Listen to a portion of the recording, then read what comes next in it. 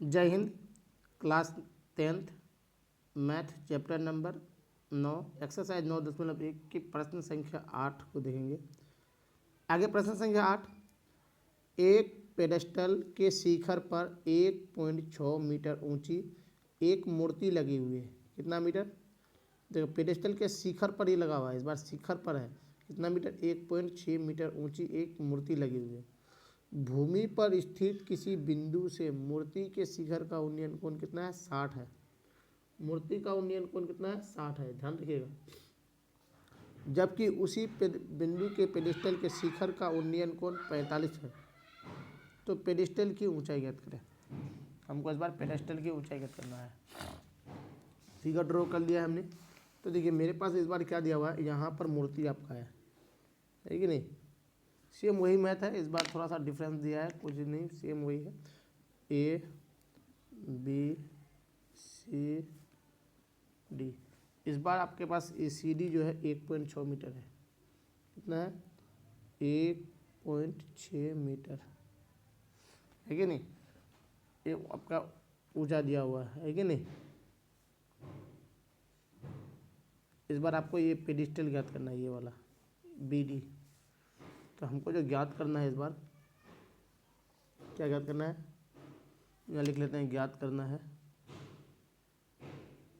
ज्ञात करना है तो ज्ञात करना है में हम लिख देंगे, ज्ञात करना है में हम शॉर्ट में लिख देते हैं पेडेस्टल की ऊंचाई। किसकी ऊंचाई? पेडेस्टल की ऊंचाई, अर्थात में हम लिख देंगे बी डी। हमको सिर्फ बी डी याद करना है। अब देखिए हम बी सी बराबर क्या लिखेंगे? तो हम लोग लिख सकते हैं बी सी बराबर B D plus C D. इतना तो आपको रखना ही होगा याद। अब चलिए मेरे पास एक देखिए, पहले जो कोण मेरे पास बन रहा था, यानी इसका मूर्ति का कोण कितना दिया था आपको पता, पहले बोल दिया है। शिखर पर जो मूर्ति लगी हुई, मूर्ति पर जो कोण जो बनता है वो 60 डिग्री का बनता है, और इसके बाद वाला जो कोण बनता है वो 45 डिग्री का बन रहा है। यानी पेडेस्टल का कोण जो बन रहा है 45 डिग्री का। तो हम उस हिसाब से नक्शा दे दिए है कि नहीं? चलिए अब आपको कोई दिक्कत नहीं होने वाला। और ये वाला कोण क्या है? 90 डिग्री अंश का है कि नहीं? तो चलिए हम लोग पहले त्रिभुज ले लेते हैं। कौन सा? इस बार हम लोग त्रिभुज, कोई भी त्रिभुज मानिए ना, हम पहले छोटा वाला लेंगे, ए बी डी। अब कहिएगा कि सर इसमें तो कुछ भी दिया हुआ नहीं है। हाँ ये बात तो सही है, इसमें कुछ नहीं दिया, समीकरण 1 और 2 मान करके हल करेंगे। तो हम लिख लेते हैं त्रिभुज, लिख लेते हैं त्रिभुज ए बी डी में, है कि नहीं? अब इस त्रिभुज में हम लिखेंगे टेन थीटा बराबर लंब बटे आधार। यहाँ लिखेंगे लंब बटे में आधार। टेन थीटा कितना है? 10 है। अब बी सी डी का देखिएगा तो 45 का है। तो 10 45 बराबर लंब कितना है? B D. तो लिख देंगे हम लोग बी डी बटे में आधार है आपका कितना? A B. तो 10 45 का मान कितना होता है? 1 बराबर बी डी बटे ए बी। तो हम लोग कह सकते हैं ए बी बराबर है बी डी का। ये इक्वेशन नंबर 1 रहने दीजिए इतना का, है कि नहीं? चलिए इस बार अब हम लोग देखेंगे त्रिभुज कौन सा दे लेंगे, ए बी सी, पूरा वाला बड़ा वाला त्रिभुज ले लेंगे। तो हम लिखेंगे त्रिभुज ए बी सी में। अब इस त्रिभुज में क्या हो रहा है? तो इस त्रिभुज में फिर हम लोग ये लिखेंगे टेन थीटा बराबर लंब बटे आधार, है कि नहीं? टेन थीटा कितना है? जो 60 है।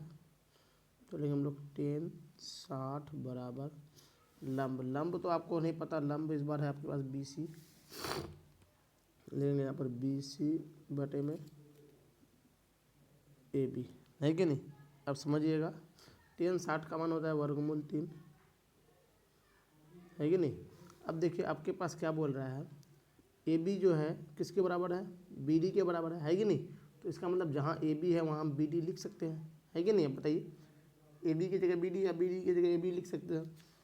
तो मेरे पास जो ये बी है, इसके जगह हम यहाँ क्या लिखेंगे बी डी, तो यहाँ लिखेंगे बी सी बराबर, पहले लिख लीजिए बी सी क्या लिखा हुआ है B D plus C D, तो लिख दीजिए यहाँ पर B D plus C D बटे में बी डी। अब कहिएगा कहाँ से आया, तो समीकरण 1 से। अब देखिए वर्गमूल 3 बी डी बराबर B D plus C D. B D कितना है देखिए, बी डी तो नहीं है मेरे पास, है मेरे पास सी डी है 1.6, तो लिखेंगे हम लोग यहाँ बी डी प्लस 1.6 है कि नहीं। अब देखिए चलिए अभी थोड़ा ध्यान से समझिएगा, मैं तभी यहाँ पर उलझ जाता है, अक्सर बच्चा यहीं पर उलझ जाता है। अब ये बी डी प्लस में है, इसको इस पार भेज रहे हैं, तो हम लिखेंगे वर्गमूल 3 बी डी माइनस में लिखेंगे हम लोग बी डी बराबर लिखेंगे 1.6। अब यहाँ पर दोनों के पास बी डी है, तो हम बी डी को कॉमन ले लेते हैं, यहाँ बचता है वर्गमूल 3 माइनस में 1 बराबर 1.6। इस लाइन को बढ़िया से समझिएगा, कुछ नहीं किए हम, सिर्फ बी डी को उस पार किए हैं, बी डी को यहाँ कॉमन ले लिए है कि नहीं।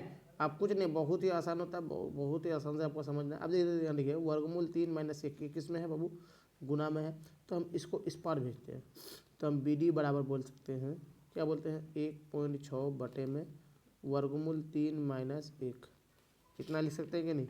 अब हम हरों का परिमेयकरण करेंगे, है कि नहीं, तो बी डी बराबर कहेंगे 1.6 बटे वर्गमूल 3 माइनस 1, ये है ना, तो इसका ऑपोजिट से गुना कर देंगे हम, वर्गमूल 3 प्लस 1 बटे वर्गमूल 3 प्लस 1।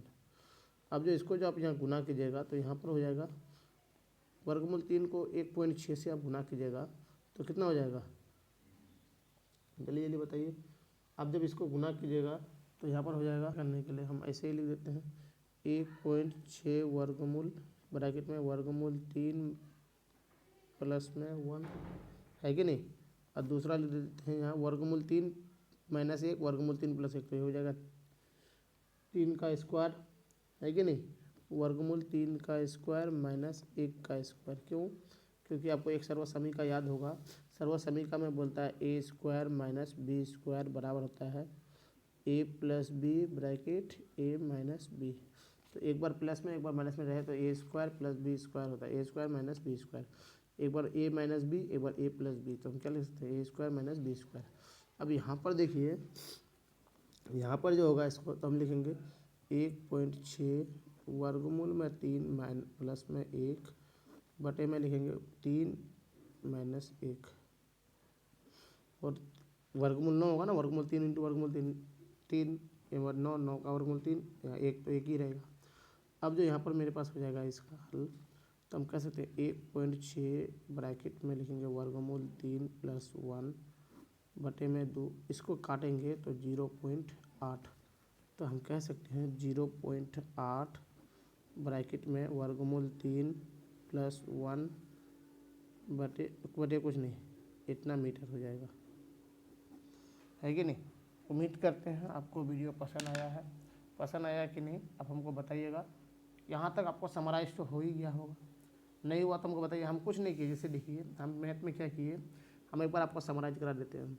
दोनों त्रिभुज ये नक्शा लिए हम, जिसमें से हमको इस बार क्या दिया हुआ है मूर्ति, यहाँ से यहाँ तक, यानी सी डी आपका क्या है, सी डी आपका मूर्ति है, तो मूर्ति का ऊंचाई जो है 1.6 है, और बी डी हमको ज्ञात करना है, इसको हम लोग बोलते हैं पेडिस्टल। आपका मैथ में इसका नाम पेडिस्टल दिया है। तो हम क्या किए, त्रिभुज ए बी डी ले लिए, त्रिभुज ए बी डी से क्या किया, हम टेन थीटा का मान निकाल, टेन थीटा का फॉर्मूला लगा, क्योंकि 10 लंब बटे आधार होता है, तो बी डी बटे ए बी लिखे, तो 10 45 का मान कितना है 1, तो ए बी किसके बराबर हो गया बी डी, इसको हम इक्वेशन नंबर 1 नाम दे दिए। अब इसी प्रकार हम ले लिए त्रिभुज कौन सा, ए बी सी। अब इस त्रिभुज में क्या किया हम, 10 थीटा बराबर लंब बटे आधार, इस बार ए बी सी में जो है ए बी सी जो त्रिभुज है इसमें थीटा कितना है 60 डिग्री का है, 60 डिग्री का है, तो हम लिखेंगे 10 60 बराबर बी सी बटे ए बी। अब बी सी देखिए मेरे पास यहाँ से यहाँ तक, बी सी यहाँ से लेकर के यहाँ तक है, तो हम बी सी क्या कहेंगे, इस अंश को दोनों को जोड़ेंगे तो लिखेंगे B D plus B C C D, sorry B D plus C D. तो मेरे पास बी डी किसके बराबर है, ए बी के बराबर है कि नहीं। तो यहाँ ए बी जहाँ है वहाँ हम लिख दिए बी डी, यहाँ लिख दिए, कहाँ से लिखे तो समीकरण 1 से, आपको इसको लिखना नहीं भूलना है कि नहीं। वर्गमूल 3 बी डी बराबर क्या हो जाएगा, ये बी डी उधर चला गया, गुना हो जाएगा ना। अब देखिए यहाँ पर जो क्या B D plus C D, तो बी डी प्लस 1.6। अब यहाँ पर देखिए बी डी को हम इस पार लाएंगे तो माइनस में हो जाएगा, तो बी डी को हम कॉमन ले लिए, दोनों के पास बी डी है इसलिए बी डी को हम कॉमन ले लिए, तो वर्गमूल 3 माइनस 1 हो गया बराबर 1.6। इधर जो बचा इसके बाद हम आपको देख लिए बी डी बराबर क्या किए हम 1.6, ये गुना में है तो इधर आके भागा में हो जाएगा, भागा मतलब बटे में चले जाएगा।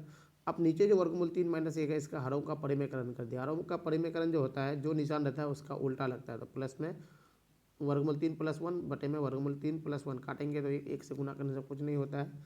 अब क्या है कि इसका अगला स्टेप यहीं पर लिख दिए 1.6 वर्गमूल 3 प्लस 1, और नीचे वाला जो है एक बार प्लस में और एक बार माइनस में है तो इसको हम लोग स्क्वायर कर दिए, ए स्क्वायर माइनस बी स्क्वायर वाला फॉर्मूला लगा दिए, जो फॉर्मूला आप यहाँ को यहाँ दिखता होगा है कि नहीं, फॉर्मूला हमको पता भी है।